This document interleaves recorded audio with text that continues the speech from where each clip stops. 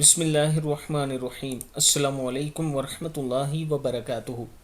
عابد راجہ channel کی طرف سے آج میں اپنے دوستوں کو قربانی کے جانوروں کے کچھ حقوق بتاؤں گا جو رسول اللہ صلی اللہ علیہ وآلہ وسلم نے بتائے ہیں۔ اس سے پہلے میں اپنے دوستوں کے ساتھ ایک ویڈیو شیئر کر رہا ہوں جس ویڈیو میں آپ دیکھ سکتے ہیں کہ ایک بلڈنگ زیر تعمیر ہے۔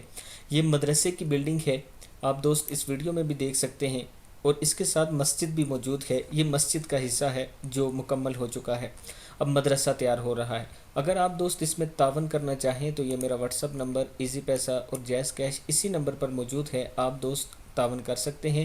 آپ کے تھوڑے تھوڑے تعاون سے یہ مدرسہ بہت جلد تعمیر ہو جائے گا، اور اس میں جو اللہ تعالیٰ کا کلام پڑھا جائے گا اس میں آپ بھی ثواب میں حصے دار ہوں گے۔ اللہ تعالیٰ ہم سب کو نیک کام کرنے میں اور نیک کام کرنے کی ہمت اور توفیق دے۔ تو شروع کرتے ہیں۔ بسم اللہ الرحمن الرحیم۔ قربانی، جانور کے حقوق۔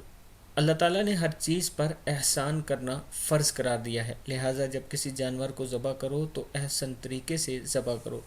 ذبح کرنے والے چھری کو تیز کرو اور جلد ذبح کر کے جانور کو راحت پہنچاؤ۔ صحیح مسلم میں موجود ہے۔ یہ رسول اللہ صلی اللہ علیہ وآلہ وسلم کا حکم ہے۔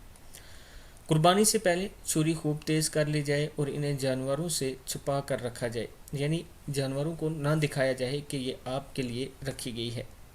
نمبر 3، ایک شخص جانور کے سامنے چھری تیز کر رہا تھا، رسول اللہ صلی اللہ علیہ وآلہ وسلم نے اسے فرمایا، تم یہ پہلے کیوں نہ کر لیا؟ کیا تم جانور کو 2 موتیں مارنا چاہتے ہو؟ یعنی رسول اللہ صلی اللہ علیہ وآلہ وسلم نے فرمایا کہ تم نے یہ پہلے تیز کیوں نہیں کی؟ جانور کے سامنے تیز نہیں کرنی چاہیے چھری۔ یہ جانوروں کے حقوق ہیں، قربانی کے جانور کے، اور ویسے بھی اگر جانور کو ذبح کریں تو اس کے یہی حقوق ہیں جو آپ کے سامنے بیان کیے گئے ہیں۔